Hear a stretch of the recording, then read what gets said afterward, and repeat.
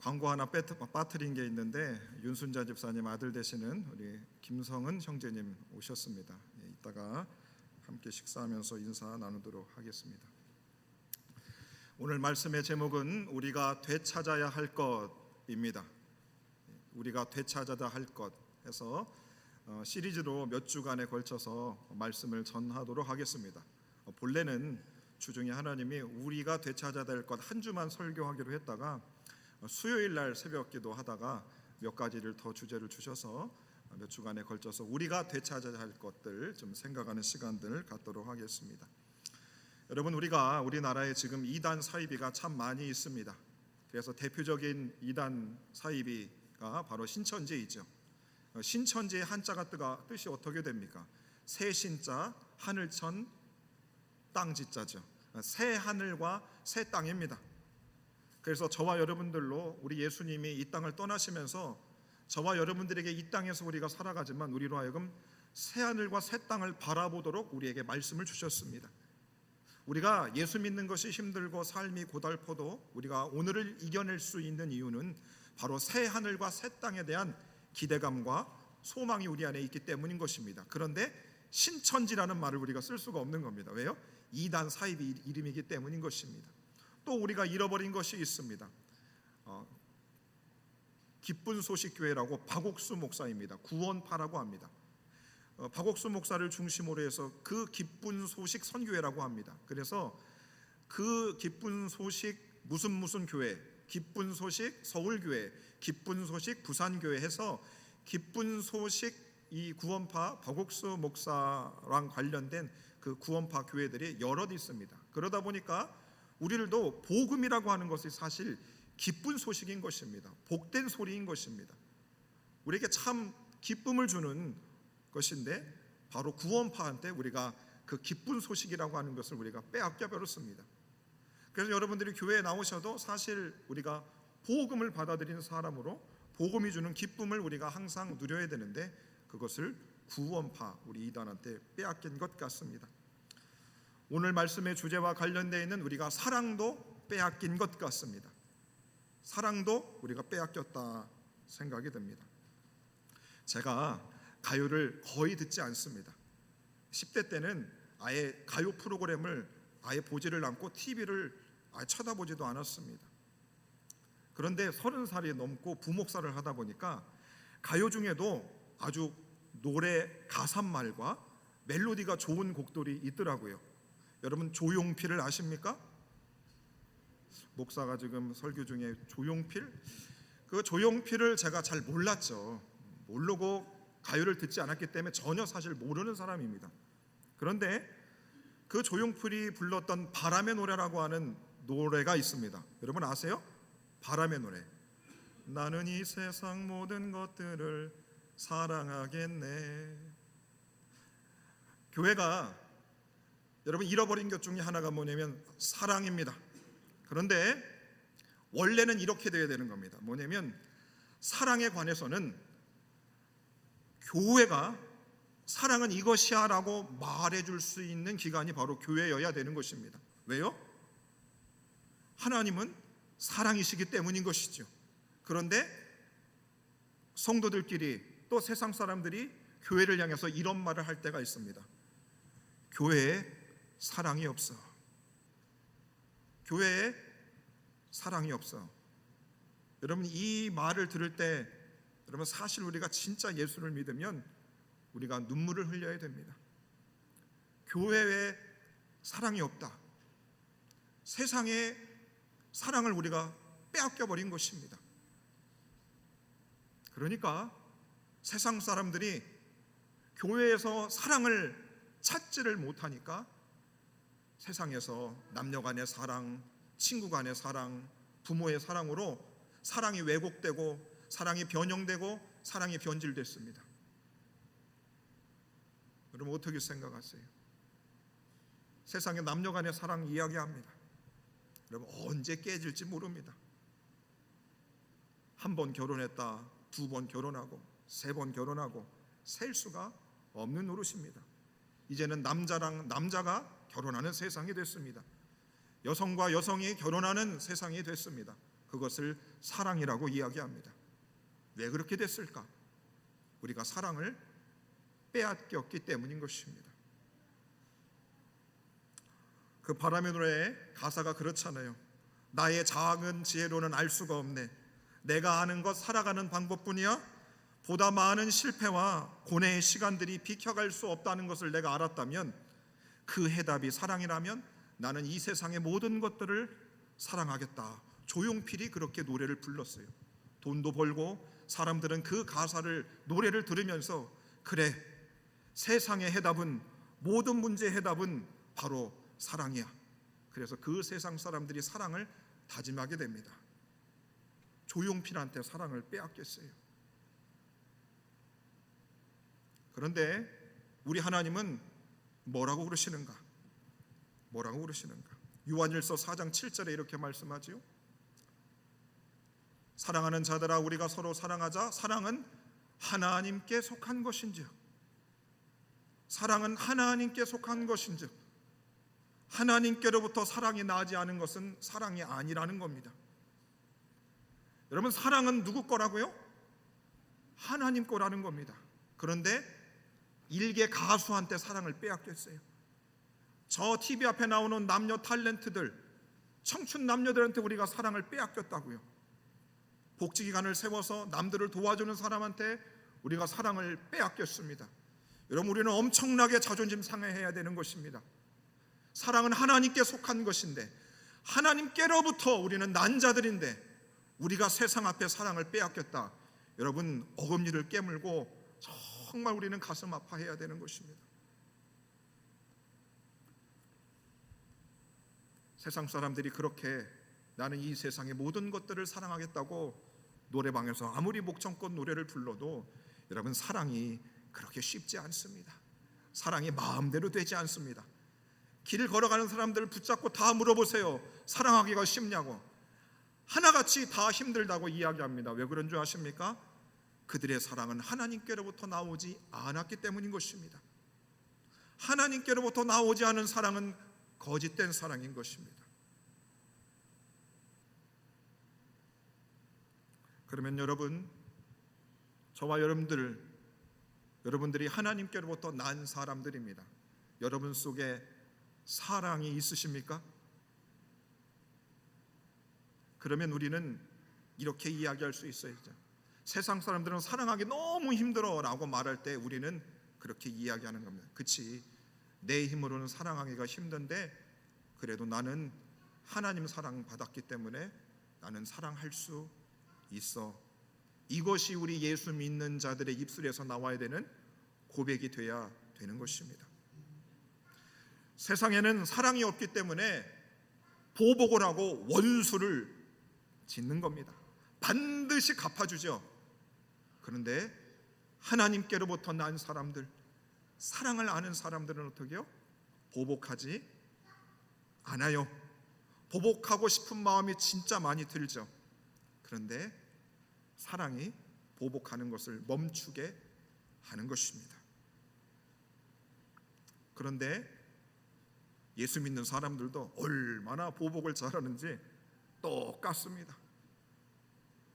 그래서 목사의 눈에는 저분이 진짜 하나님의 사랑을 아는 사람인가, 저 사람이 진짜 예수의 사랑을 아는 사람인가 너무나 궁금증이 드는 거죠.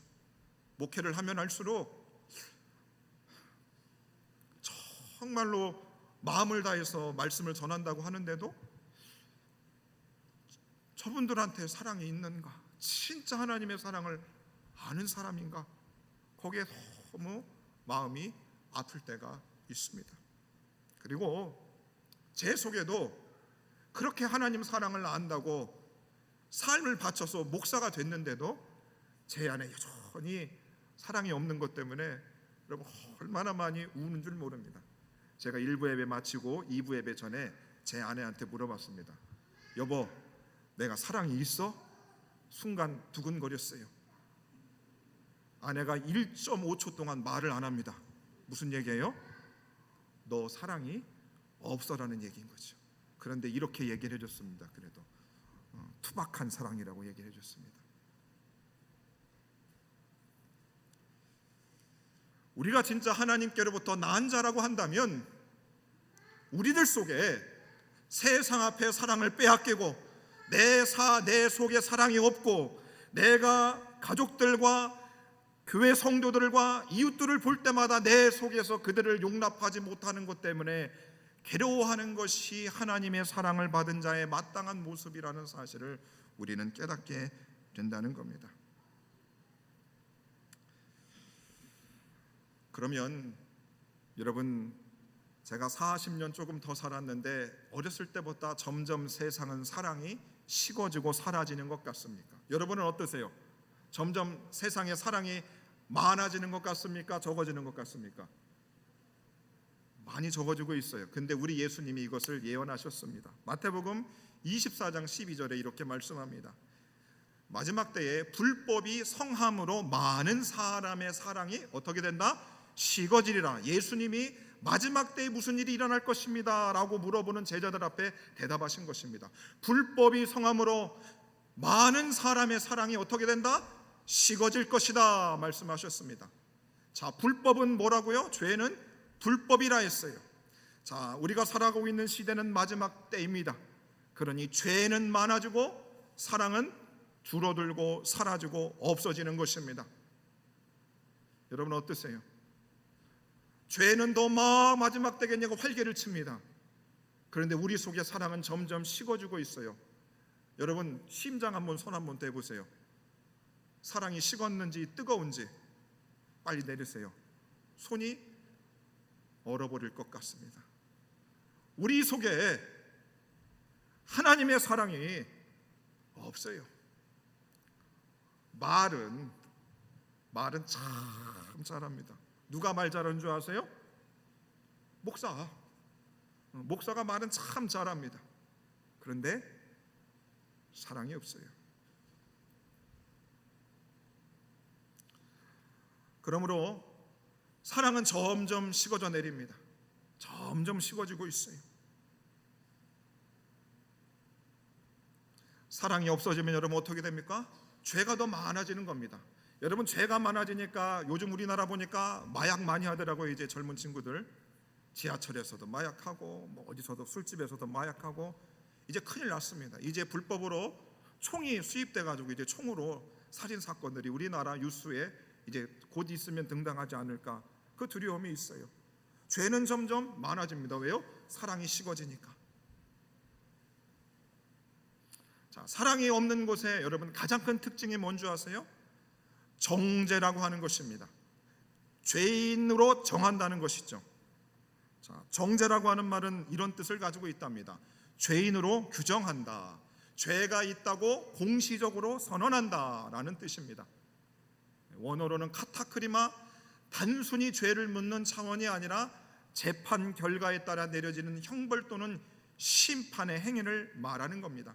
여러분 정죄가 뭐냐면 우리가 저 사람이 잘못했어 그러면 너 잘못했어 그것으로 그냥 딱 확인해 주면 되는데 어떻게 해요?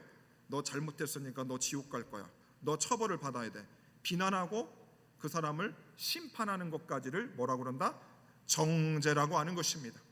마지막 때가 되니까 자꾸 사람들이 죄가 많아지고 사랑이 식어지니까 어떻게 하기 시작합니까? 그 사람을 손가락질하기 시작하는 겁니다. 지적질을 하는 것이죠. 사랑이 없으면 자꾸 남을 향해서 총질을 해대는 것입니다.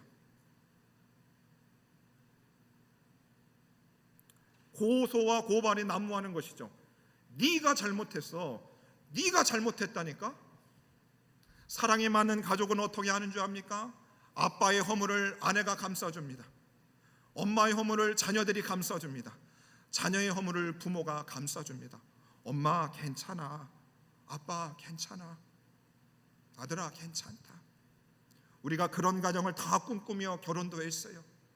또 우리 어린 시절에 우리 가정이 그렇게 되기를 우리가 간절히 바랬습니다. 근데 여러분 막상 가정을 이루고 나니까 여러분 어떠세요? 가족들끼리도 마지막 때가 되니까 사랑이 식어버리니까 어떡해요? 엄마 탓이잖아. 아빠 탓이잖아. 저도 그랬어요. 10대 시절에. 아버지 탓이잖아요. 우리 집에 왜 이렇게 됐겠어요? 왜 우리 교회가 이렇게 됐겠어요? 목사님 탓이잖아요.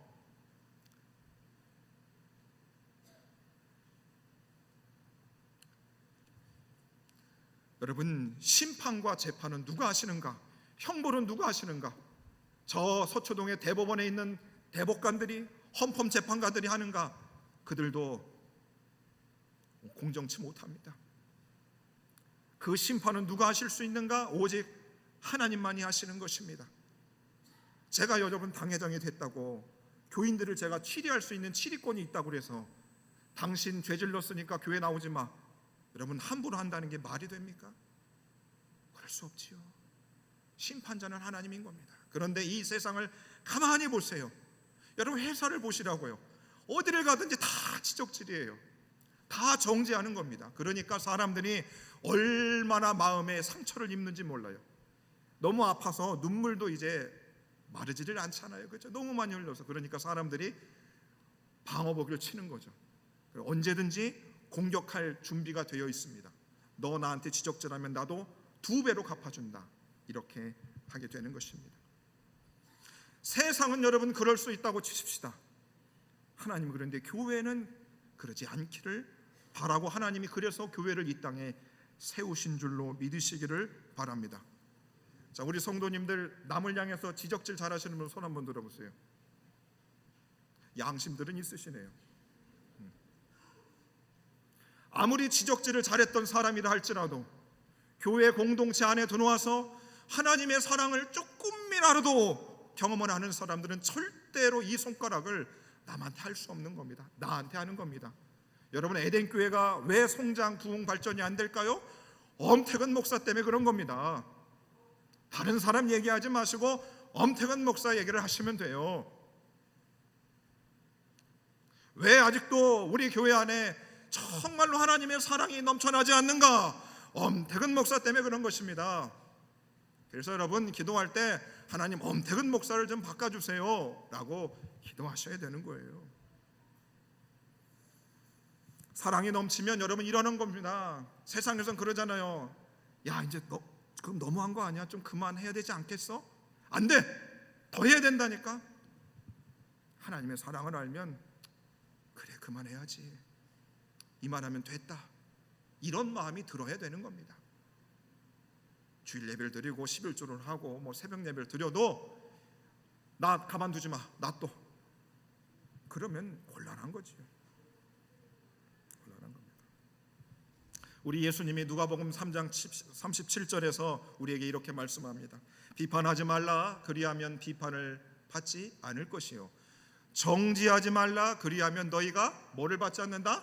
정죄함을 받지 않는다 말씀하고 있습니다. 여러분 몇 명 감옥에 보내셨습니까? 너 유죄 15년짜리, 너 20년짜리. 근데 우리 예수님이 명확하게 말씀하시잖아요. 정죄하지 말라, 정죄하지 말라는 겁니다. 여러분, 우리가 교회 공동체 생활을 하면, 저도 담임 목사니까 우리 성도님들 다 보일 거 아니겠어요? 그럼 제가 성도님들을 점수를 매기고 제가 하나씩 여러분들을 심판한다고 생각해 보세요. 얼마나 기분 나쁘시겠습니까? 그럴 수 없는 거죠. 그 누구를 어떻게 우리가 정죄할 수 있겠습니까? 우리 예수님이 정죄하지 말라는 겁니다. 저 세상을 향해서도, 나를 향해서도, 그 누구를 향해서도 정죄하지 말라, 우리 예수님 말씀하고 있는 것입니다. 그런데 요한복음 8장에 보니까 죄인들은 정죄하는 것을 그치지 않습니다. 정죄하는 것을 그치지 않아요. 간음을 하다가 현장에서 잡힌 여인이 예수님 앞에 붙잡혀 옵니다. 3절의 말씀 볼까요? 서기관들과 바리새인들이 음행 중에 잡힌 여자를 끌고 와서 가운데 세우고, 지금 여자가 죄를 저질렀어요. 그래서 사람들이 끌고 옵니다. 그런데 끌고 와서 어떻게 해요? 가운데 세웠다는 겁니다. 그녀를 둘러싸서 사람들이 그녀를 다 손가락질하고 있는 거예요. 어떻게 해요? 이 사람 죄 지었어요, 돌로 쳐 죽여야 됩니다, 정죄를 하고 있다는 겁니다. 여러분, 세상이 그렇게 한다는 거죠. 예수 믿는 우리들이 조금만 잘못해도 세상은 우리를 둘러싸서 우리를 감옥에 보내버리죠. 사형에 처한다고 이야기를 하는 것입니다. 예수님의 사형에 처할 죄를 아무것도 지지 않았는데 세상은 예수님을 둘러싸서 당신은 사형이야 라고 하고 예수님을 정죄하셨습니다. 여러분 어떠세요? 우리가 사람 정죄하는 것을 진짜 무서워해야 하는 것입니다. 우리 예수님이 그 정죄하는 것을 막아버리십니다. 7절 말씀 보면 너희 중에 죄 없는 자가 돌로 쳐라. 너희들 정죄하는 것을 멈춰라. 정죄하는 것을 그쳐라. 세상에서는 정죄를 아무리 많이 해도 교회 안에 들어와서 너희들은 절대로 정죄하지 말라. 우리 예수님이 정죄하는 것을 막아주고 있어요. 그녀가 죄가 없는가? 죄가 있어요. 그런데 왜 예수님이 정죄하지 말라고 막으셨을까? 왜 막으셨을까? 8장 10절과 11절에 이렇게 말씀합니다. 여자여, 너를 고발하던 이들이 어디에 있느냐? 너를 정죄하던 자가 어디 있느냐? 예수께서 이르시되 나도 너를 정죄하지 않는다. 여러분 보세요. 얼마나 세상에 정죄가 심하면 너를 고발하던 사람들이 어디 갔느냐? 너를 정죄하던 사람들이 어디 갔느냐? 나도 너를 정죄하지 않는다. 예수님은 정죄하실 수 있는 분이신데 정죄하실 수 있는 그분도 나도 너를 정죄하지 않는다. 하물며 저와 여러분들이 어찌 누구를 정죄할 수 있단 말입니까?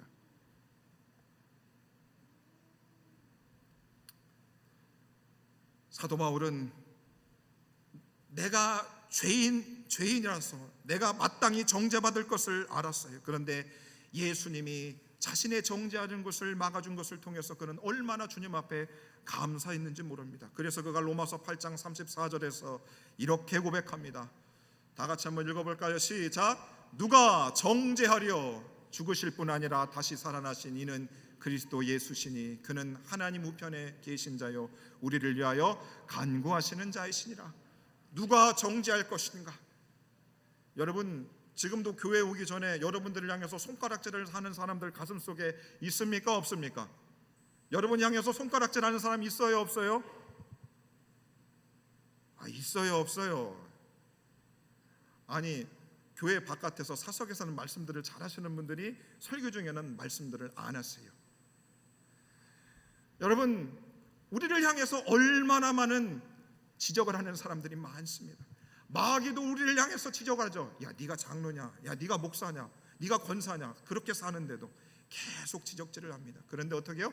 누가 정죄하리요? 우리를 위하여 예수 그리스도께서 저와 여러분들을 기도하고 계신다는 사실을 믿으시기를 바랍니다. 그래서 여러분 세상의 정죄로부터 자유함을 누릴 수 있는 저와 여러분들 되기를 바라겠습니다. 죄에서 자유를 얻게 함은 보혈의 능력 주의 보혈이 능력이 있도다. 세상으로부터의 정죄를 막아주신 예수 그리스도의 그 은혜에 우리가 감사할 수 있어야 하는 것 아니겠습니까? 그래서 우리가 누가 나를 정죄해, 누가 나를 죄인이라고 말할 수 있어? 아무도 그런 말 할 수 없어. 그래서 지 마음대로 사는 교인들도 있어요. 그것에 대해서 우리 예수님이 그 간음한 여인, 정죄해 주신 그 여인에 대해서 이렇게 당부를 하셨습니다. 11절 말씀 다시 한번 볼게요. 나도 너를 정죄하지 아니하노니 가서 다시는 죄를 범하지 말라 말씀하셨습니다. 다시는 죄를 범하지 말라 우리 예수님이 당부하셨다고요. 자 보십시다. 저와 여러분들 예수님을 통하여 저와 여러분들의 죄가 그분을 통하여 속하여졌고 정죄받을 것을 우리 주님이 막아주신 줄 믿으십니까? 예수님이 여러분들의 정죄받을 것을 막아주신 것을 믿으시냐고요? 그러면 우리가 어떻게 살아야 돼요? 다시는 가서 죄를 범하지 않기를 힘써야 되는 것입니다. 형제를 향하여 마음속에 바보라는 사람마다 어떻게 해요? 지옥불에 떨어진다고 했습니다. 우리의 마음속에 여러분 조그마한 죄도 짓지 않기 위해 왜? 정죄함을 우리 예수님이 막아주셨잖아요. 그럼 우리 속에 내가 진짜 가서 죄를 다시는 범하지 말아야 되겠다라고 하는 마음을 우리가 가지면 어찌 그렇게 죄를 밥 먹듯이 짓습니까? 달라져야 되겠지요. 달라질 수밖에 없습니다. 그러면 여러분 진지하게 한번 질문하겠습니다. 여러분의 개인과 여러분 가정과 우리 공동체 여러분 사랑이 더 많은 것 같습니까? 아니면 정죄함이 더 많은 것 같습니까? 목사가 참 이런 것도 질문하고 대답하기 어려운 것 참 질문하네. 그런 줄 알고 질문했습니다. 내가 하나님께로부터 난 자라고 하면 우리는 자연스럽게 우리 가족에 사랑이 더 있습니다 라고 조심스럽게 말할 수 있어야 되는데 뭐예요? 정죄들이 많습니다. 여러분 정죄함이 많습니다. 요한일서 4장 10절 말씀에 우리 예수님 우리에게 이렇게 말씀합니다. 사랑은 여기에 있으니 우리가 하나님을 사랑한 것이 아니요 하나님이 우리를 사랑하사 우리를 죄를 속하기 위하여 화목제물로 그 아들을 보내셨습니다. 여러분, 세상 사람들이 그럽니다. 야, 사랑이 어디 있어? 거짓말하지 마, 이 교인들아, 이 위선자들아. 그런데 사랑은 여기에 있다라고 우리는 담대하게 세상 앞에 말할 수 있어야 됩니다. 우리는 그러지 못해도 뭐예요? 사랑은 여기에 있다. 바로 우리 죄를 속하기 위하여 화목제물로 그 아들을 우리에게 보내셨습니다. 세상이 우리를 위하여 정죄할 때마다 우리는 누구를 내세울 수 있습니까? 예수님의 십자가를 내세우면 되는 겁니다. 그래서 바울은 나는 예수 그리스도의 십자가만을 자랑하겠다고 이야기를 하는 것입니다. 베드로전서 2장 24절에 이렇게 말씀하잖아요. 친히 나무에 달려 그 몸으로 우리의 정죄를 담당하셨으니 너는 죄인이라고 말하는 세상의 화살을 누가 다 담당해 주셨는가? 친히 몸소 우리 예수님이 나무 십자가에 달려 죽으심으로 우리의 정죄를 다 담당해 주셨다 말씀합니다. 예수님이 고마우세요? 안 고마우세요?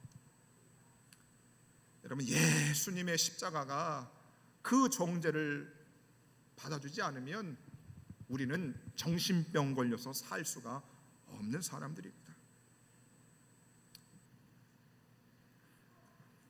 사랑하는 여러분, 다윗은 이런 고백을 했습니다. 시편 32편 1절과 2절 말씀입니다. 허물의 사함을 받고 자신의 죄가 가려진 자는 뭐가 있도다? 복이 있도다. 마음에 간사함이 없고 여호와께 정죄를 당하지 아니하는 자는 뭐가 있도다? 복이 있도다. 하나님께 정죄함을 받지 않는 사람 누가 있습니까?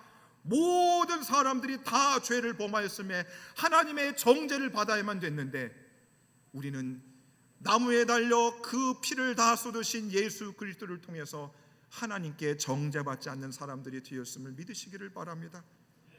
얼마나 감사한 일인 것입니다. 우리의 허물과 죄가 예수 그리스도의 십자가로 가림을 받은 사람들입니다. 가림을 받았다고요. 여러분, 우리가 옷을 입고 있잖아요. 이 옷을 벗어보세요. 볼만한 게 있을까요? 없을까요? 볼만한 게 있어요? 없어요? 하나도 없습니다. 그런데 예수 그리스도께서 우리의 그 모든 죄를, 더러워진 것들을 가려주셨어요. 여러분, 무엇이 복인 줄 아십니까? 세상이 나를 무엇라 욕한다 할지라도, 내 속에서 죄가 나를 욕한다 할지라도, 손가락질한지라도 예수 그리스도께서 나의 죄를 용서하셨다는 그 사실을 알고 믿는 사람들이 뭐가 있다? 복이 있는 사람인 줄을 믿으시기를 바랍니다. 여러분, 돈이 많으면 뭐합니까? 온 국민한테 손가락질을 받았잖아요. 높은 자리에 올라가면 뭐합니까? 어린아이들도 그 사람을 향하여 욕을 하고 있지 않습니까? 그래서 오늘 본문의 말씀, 베드로 사도는 흩어져 있는 나그네와 같고 거류민과 같이 살아가는 주의 백성들을 향해서 이렇게 권면하고 있지 않습니까? 오늘 본문의 말씀 다 같이 한번 읽어보도록 하겠습니다. 시작. 만물의 마지막이 가까이 왔으니 그러므로 너희는 정신을 차리고 근신하여 기도하라. 무엇보다도 뜨겁게 서로 사랑할지니 사랑은 허다한 죄를 덮느니라. 만물의 마지막이 가까우니 어떻게 된다고요? 사랑은 점점 식어지고 죄는 활개를 치고 있습니다. 그러니까 사도 베드로가 정확하게 알고 있었잖아요. 무엇보다도 어떻게 사랑하라? 뜨겁게 서로 사랑하라 라고 말하고 있는 겁니다. 세상에 죄가 너무 많으니까요. 자, 옆에 분들 보시고 한번 쳐다보세요. 눈을 크게 뜨고 속으로 우리 뜨겁게 사랑합시다. 옆에 분 한번 쳐다보시고 해보세요. 뜨겁게 한번 사랑합시다.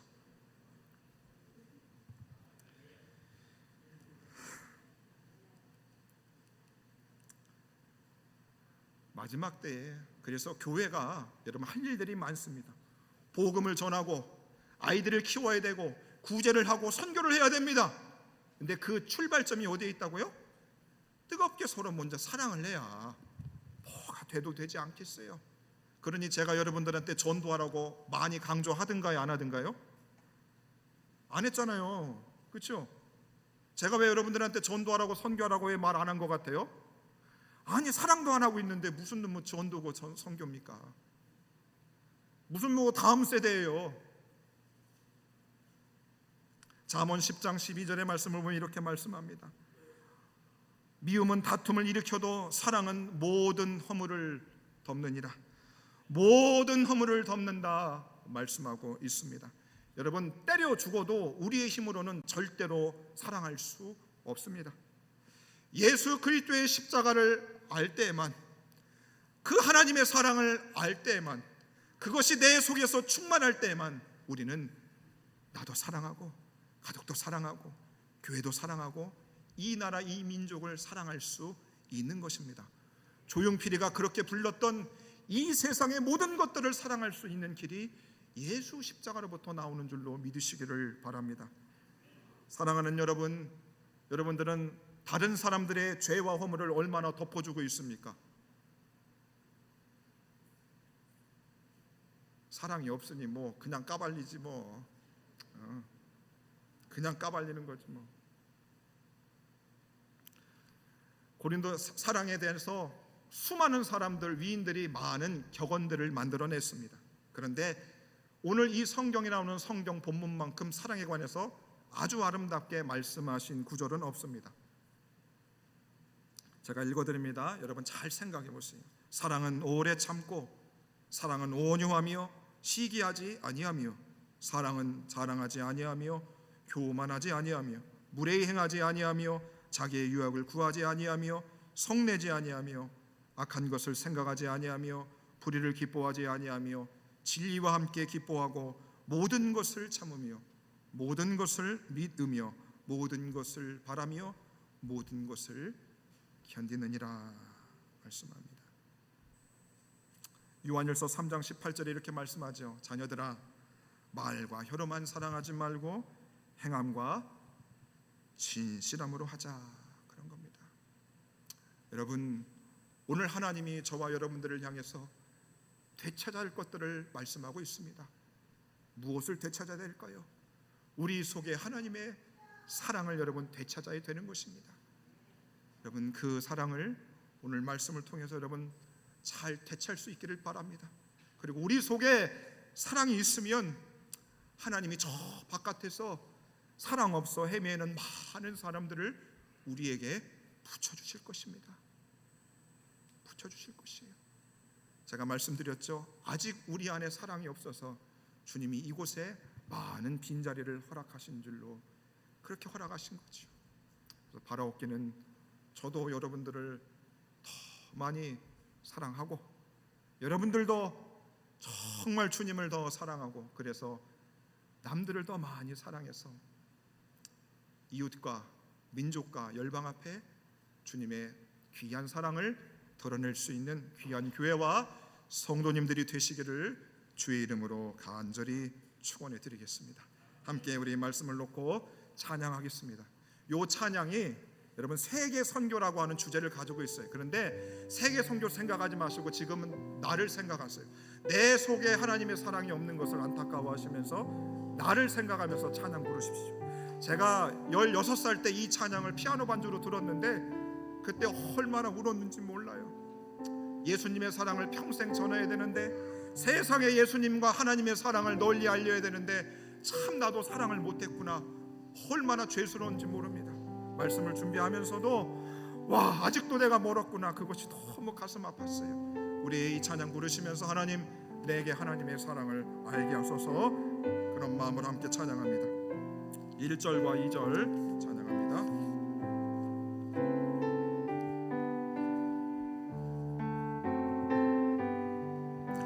세상 모두 사랑 없어 냉랭함은 아느냐 곳곳마다 사랑 없어 단식 소리 뿐일세 악을 선케 만들고 모든 소망 이루는 사랑 얻기 위하여 천을 사랑 없는 까닭에 사랑 없는 까닭에 사랑 얻기 위하여 천을 오래 참아 일어나 찬양합니다.